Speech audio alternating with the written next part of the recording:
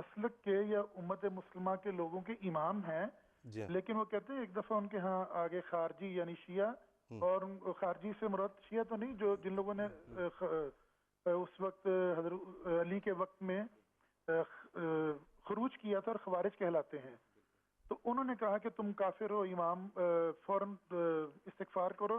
اور معافی کرو ورنہ ہم تمہیں چھوڑیں گے نہیں۔ اور پھر ان کے بارے میں امام صاحب کے بارے میں روایت ہے کہ انہی بنا پہ ان کو زہر دے کے پھر شہید کیا گیا ہے حضرت امام ابو حنیفہ کو۔ جی عثمان صاحب، اس وقت اب ہمارے سامنے جو ہے یہ اس میں حضرت امام بخاری کے اوپر جن کی کتاب کو اس وقت جو اہل سنت فرقہ اس کے جتنے بھی گروہ ہیں وہ اتھینٹک مانتے ہیں اور قرآن شریف کے بعد سب سے مستند کتاب مانتے ہیں، ان پر کہتے ہیں کہ حملہ کیا گیا، ان کو جلا وطن کر دیا گیا، اور جس جگہ وہ گئے وہاں بھی ان کو بہت تنگ کیا گیا، کفر کے فتوے لگائے گئے۔ آخر انہوں نے دعا کی کہ یا اللہ میرے لیے یہ دنیا جو عذاب بن گئی ہے تو اب اچھا ہے کہ میں اس دنیا میں نہ رہوں، تو پھر کہتے ہیں ان کی وفات ہوئی ہے۔ جی یعنی امام بخاری ہیں جی، اور اب آپ کے سامنے ہمارے سامنے ہے معجم المؤلفین۔ ہاں جی، اس میں حضرت امام فخر الدین رازی جن کا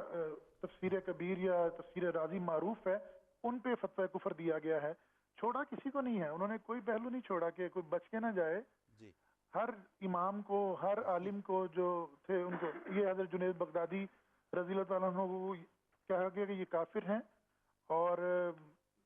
اتنے بڑے کافر ہیں کہ یہ ان کا مدرسہ بھی سارا کفر کی تعلیم دے رہا ہے، اس کو بھی بند کروایا جائے۔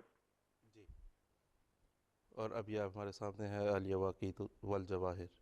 الواقیت والجواہر میں بھی حضرت آتا ہے کہ حضرت جنید بغدادی پہ فتوی کفر دیا گیا۔ جی جی انوار اولیاء، انوار اولیاء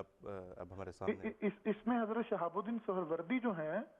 ان پر الزام عائد کیا گیا کہ یہ زندیق ہیں اور یہ کافر ہیں۔ جی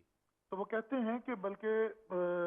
اب دیکھیے تاریخ کی بات ہے، اللہ بہتر جانتا ہے کہ سلطان صلاح الدین نے ان کے قتل کا حکم دیا اپنے بیٹے کو، جی اور ان کا بیٹا تھا الظاہر، اس نے پھر حضرت سہروردی کو قتل کر دیا۔ جی عثمان صاحب اس میں حضرت مجدد علی ثانی جو برصغیر پاک و ہند کے معروف بزرگ تھے، ان کے بارے میں یہ کہا گیا کہ ان کو کفر کا فتویٰ لگایا گیا، پھر ان کو گوالیار کے قلعے میں قید بھی رکھا گیا۔ جی رود کوثر میں۔ جی اور اگلا ہم دیکھتے ہیں حیات ولی، حضرت شاہ ولی اللہ دہلوی۔ اس میں دیکھیے جو اس وقت ہمارے دیوبندی اور اہل حدیث خاص طور پہ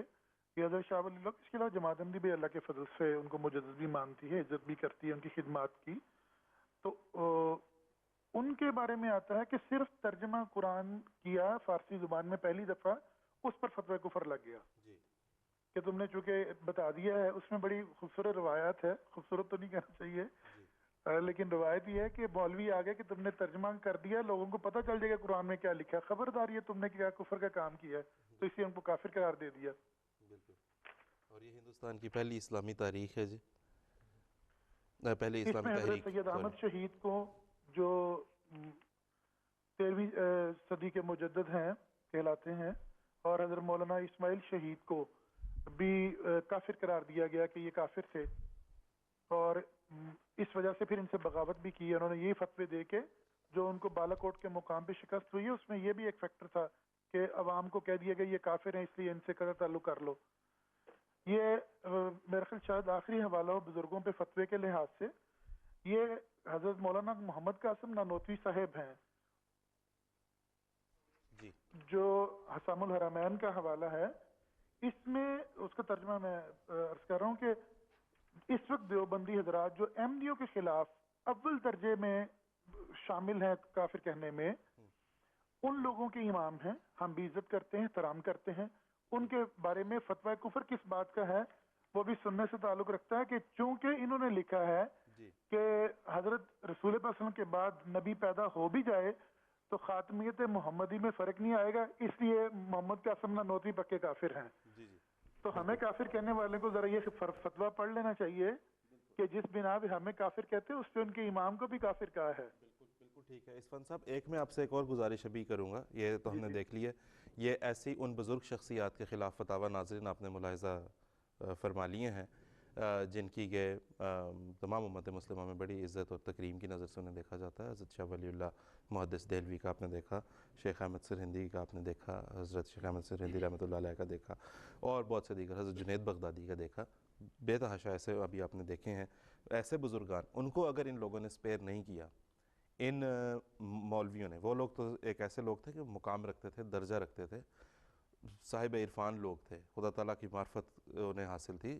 اولیاء اللہ میں سے ہیں ان میں سے اکثر, جن کا یہاں پہ بھی دکھایا گیا ہے. ان لوگوں کے ساتھ اگر یہ لوگ یہ حشر کرتے ہیں, یہ آپ کی مسجدوں میں بیٹھنے والے مولوی اور ممبروں پہ بیٹھ کے بڑی بڑی باتیں کرنے والے,